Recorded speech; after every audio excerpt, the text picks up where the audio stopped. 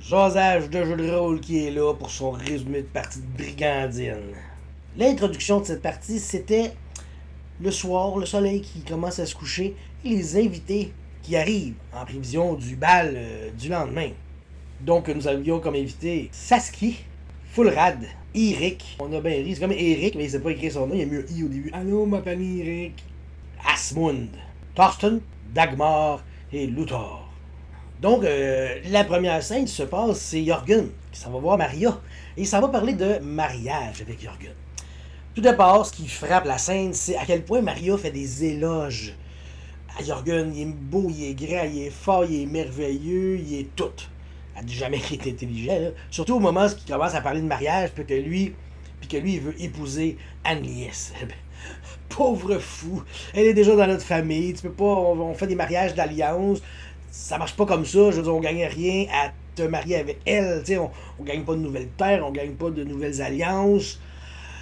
T'as pas rapport là. Tu sais. Puis on comprend que dans le fond, Maria, le choix pour Agnès est déjà fait. Ok, elle sait déjà qui qu'elle va la marier. Probablement quelqu'un des terres du Nord pour cimenter cette alliance-là. En tout cas. Fait que Jürgen, il accepte pas ça, puis me semble qu'il va d'une couple de petites insultes à Maria, puis le ton lève un moment donné, puis elle, parce qu'elle utilise le terme trahison.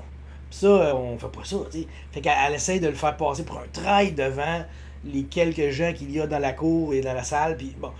Fait que finalement, il s'en va plus ou moins la traitant de folle. Nissa, Dame Nissa, qui est tout le temps partout, elle était là dans cette salle-là, et elle a entendu cette montée des dialogues, et c'est bon. Fait que là, ça va voir Odon, directement. Elle passe pas par Mario, elle. Direct Odon. Elle s'en va voir Odon, puis elle s'en va y parler pour expliquer justement un peu la situation par rapport à Jürgen puis Agnès. Puis, elle dit, oui, mais vous regardez, Agnès est pleine d'ambition, ok? Puis ça pourrait peut-être causer problème au trône, parce qu'elle, elle veut monter. Si t'es mariée avec quelqu'un du Nord, ça se peut-tu qu'elle se monte avec le Nord contre nous? Ça serait pas bon, ça. Moi, ce que je suggère, c'est de lui donner Jürgen.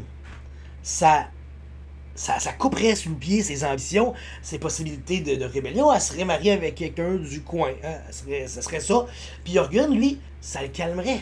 Parce qu'on voit qu'il s'était énervé, puis que Chris, il voulait Agnès, puis tout. Nissa brasse son jet. Réussite, critique.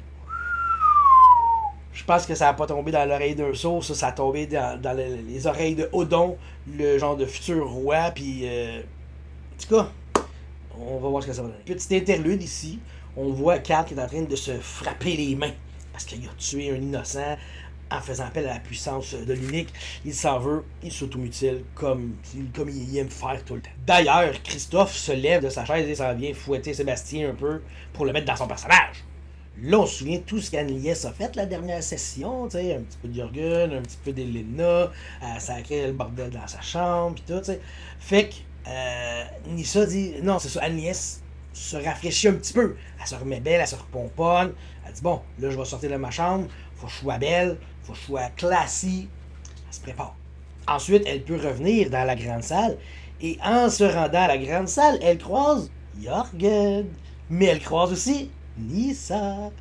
Fait que là, Jürgen, il est comme.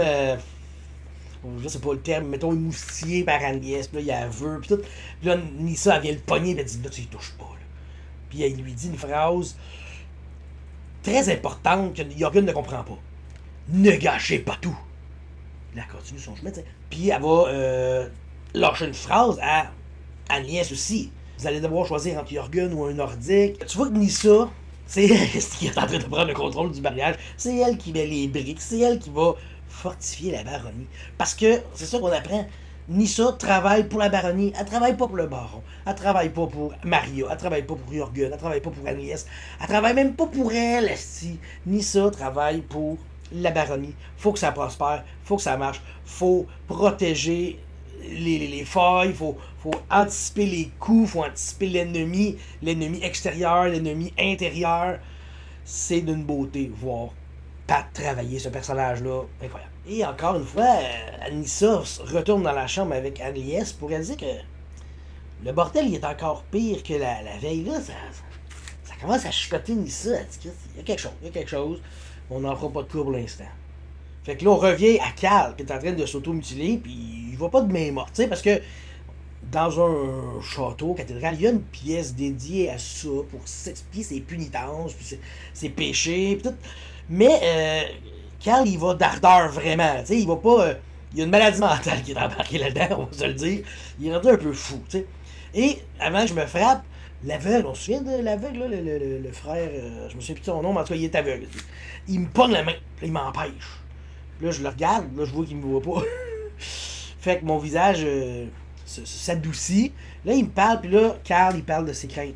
Il dit, là, j'ai fait des gaffes, j'ai fait des péchés, l'unique est pas du tout avec moi. À chaque fois que j'essaye de défendre qui que ce soit dans le Nord, je vais aider Jorgen à défendre Agnès et Nissa, je me fais péter la gueule.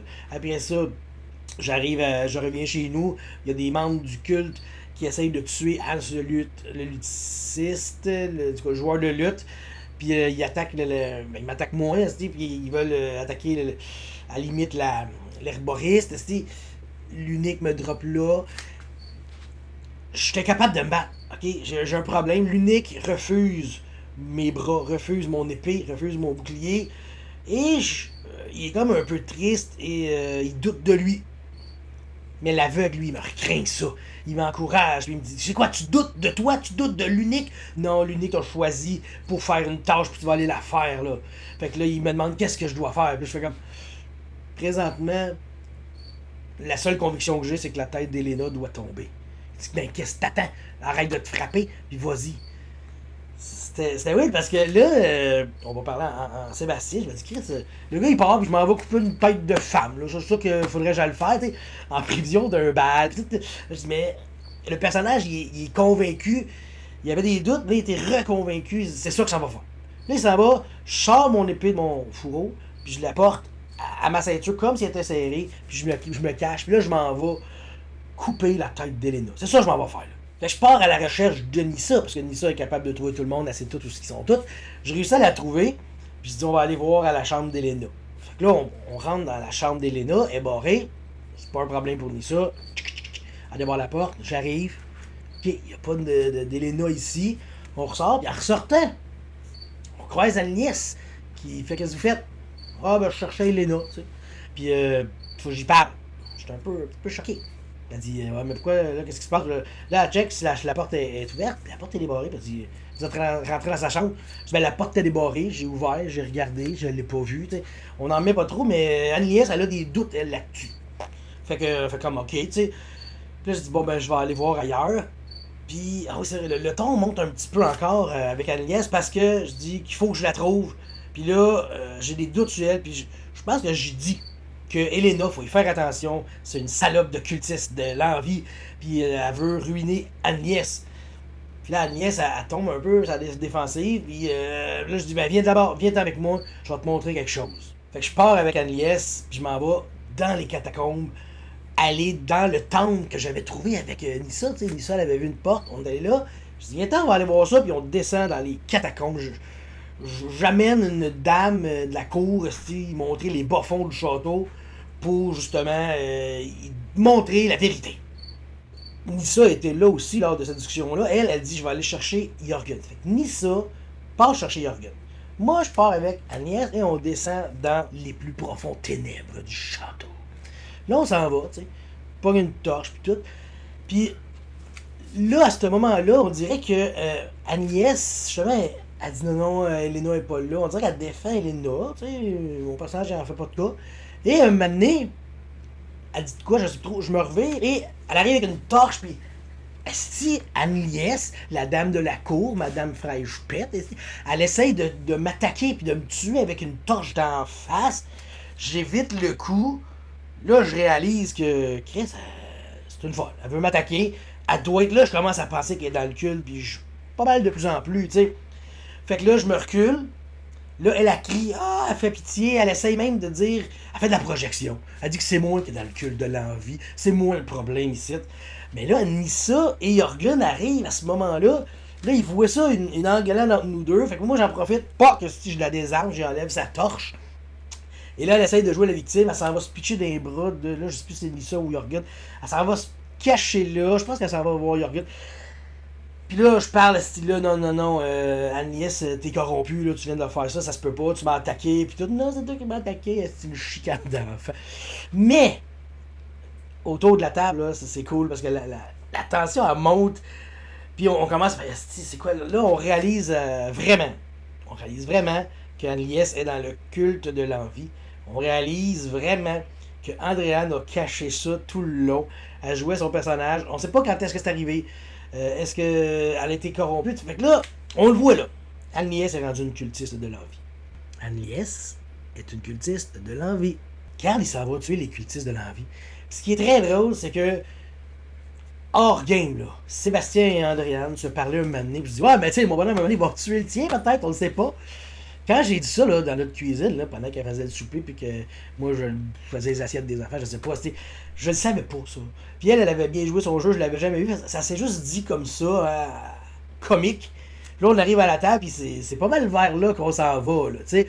Fait que ça c'était cool au bout, puis Andréane était fière de son coup d'avoir réussi à nous tenir ça super longtemps. Tu sais, s'il y a une affaire, je pense qu'elle l'a pas tenu assez longtemps. Il aurait fallu qu'elle joue le jeu un peu plus, parce que là, elle était quand même seule contre 3 personnes, tu sais.